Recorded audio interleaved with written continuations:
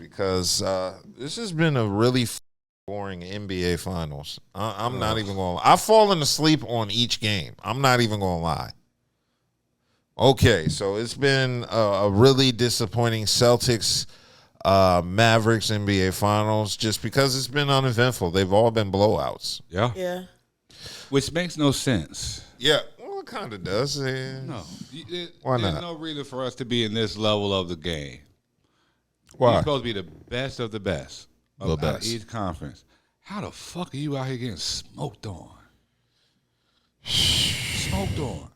Porzingis. I think Porzingis leaving getting But that. they came right back and smoked on him again. Yeah.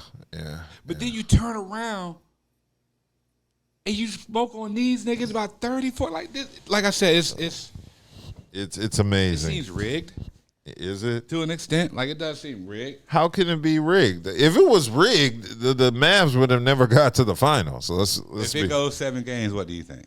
If it goes 7 games, then it's competitive. I don't think it was rigged at How all. would it get competitive all of a sudden? You think they just found the missing link?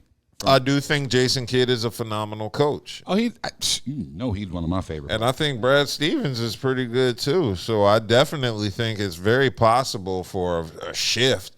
I'm hoping there's a shift. I would like to see more than 5 games. I'm assuming it's going 6. That's just my assumption because they got to make this money. You got to sell these tickets, whatever. But I was just under the impression that once you start smoking on people, 31st game, 32nd game, how do you come back and get smoked out by 40? You don't, you know what I mean? Like, you're really only playing against 2 people. Exactly. You're really only playing against 2 people. You're correct, but that's proof of why I don't think it's rigged. I don't think the Mavericks would have got here if it was rigged. That just doesn't make sense. Out of all the superstars, Kyrie is probably the last one they want to see in the finals. Yep. Hey, Hassan has joined us. It's called momentum. That's what it's called, momentum. Yeah, momentum. And when you have teams that's been long series, you know what I'm saying, you can make adjustments. So we saw in the Minnesota and Denver series, Minnesota jumped down on Denver 2-0. Denver come back and won 3 straight. Yes. Then Minnesota come back and win the last, 2 or 3? Yeah. So we seen it. And then we also seen it. The greatest, one of the second best teams in NBA history. Which? Who was that? That was Golden State. When they up 3-1 on Cleveland. What happened? Oh, yeah, Cleveland did come back. So, you seen it? Dallas is a 2-headed monster. You're right. That's it. Yeah. You're right. And it's a hobbled 2-headed monster. You're right. But they had their chances. Yes, they have. Luka, his inexperience and immaturity has come to light. I can't say immaturity because this dude has been playing professional since he's been a teenager. Yeah, but look But he how don't- he on was several- at. But on look, several stages. He cost his team the game the other night when they was only down by 3. Yeah. And you flailing, you're not moving your feet, you're getting blow-bys. You can look at the replays. He had at least 10 blow-bys. But that's my point. We're sitting here talking about the finals. One team consists of 2 people.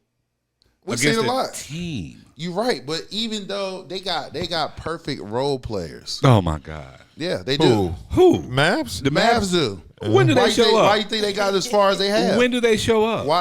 Why do you think they got as far as they have? When do they? They show up when they need to show up. Look, the key point that you made, Luka been playing since he's 16, right? Yeah. So he has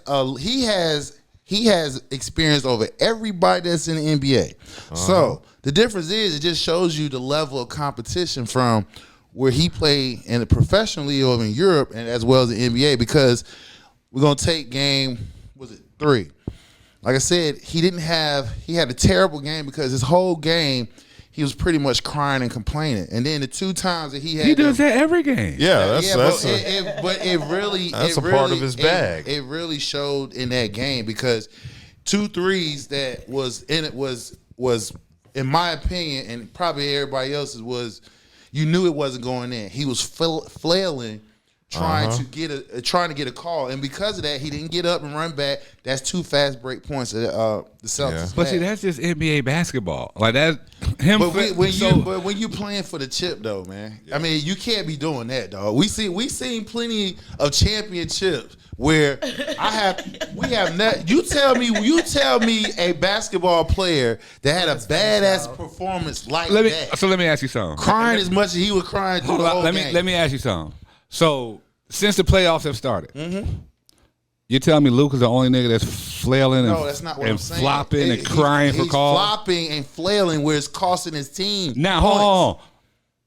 You don't see Jason Tatum doing the same thing? But it's not costing his team. That's the difference. I'm just saying. You just said it. We got, that is true. We got it's the same. Hold on. We got it's the same concept. No, it's not. Yes, it is. You just said it. These niggas they're crying. I'm gonna use your own words. They're crying for the call. Nope. Okay. They're not playing real basketball. So now that's the issue. You're right, but would you say that's not championship tier basketball? You said they got a two-headed monster going against a team. Correct. So when one of your two-headed monsters is worrying about calls, and it's clearly hurt his team, who have ever fouled out and you only down by 3? You foul out and it was a lazy ass foul. You didn't move your feet. That furthers my point even more. You're relying on 2.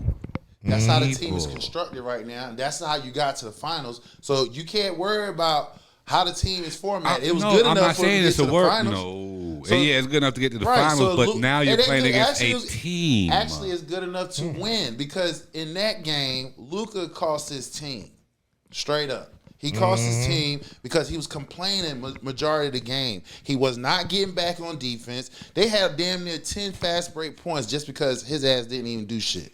Then if you want to talk about the blow-bys he had, when Jaylen Brown, he's not a defender. If we're going to sit here and say Luka the defender, that's hilarious. Move your head. He ain't got his head on a swivel. Jaylen Brown going right behind him. Here you go, dump pass, layup.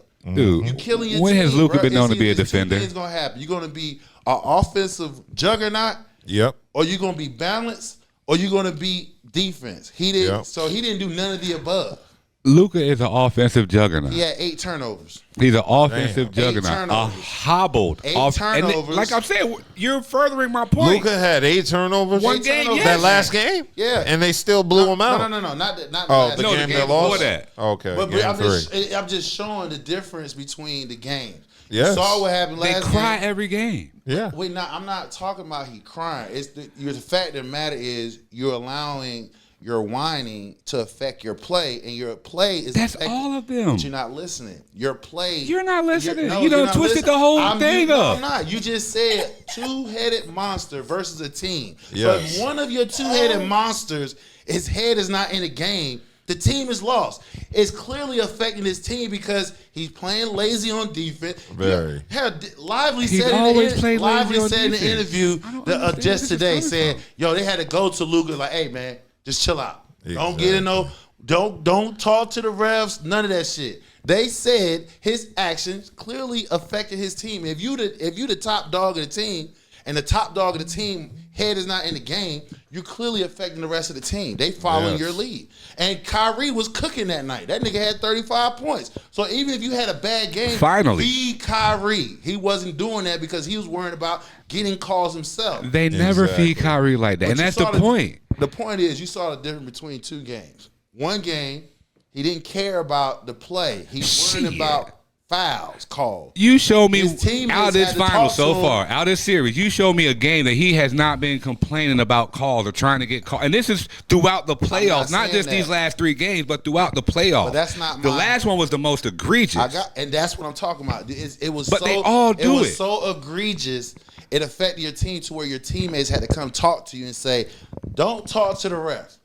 Don't talk to the refs." You had a rookie center come talk to your star player and say, "Don't talk to the refs." And he listened, and look what happened. They thumped their ass by 38 points.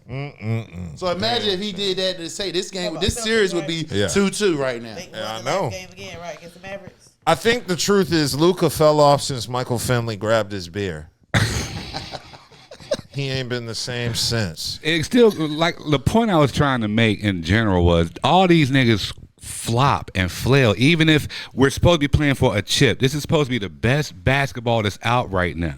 Both teams have niggas that are out here crying. One team has more stars that can cry, but the other team just had a star who was crying more than the other one. I'm just saying they've been doing this shit all season long. 2 versus 5, which you just during said. the playoffs, this is so if one out of the 2 worse. is not in the game, they lost, which it showed.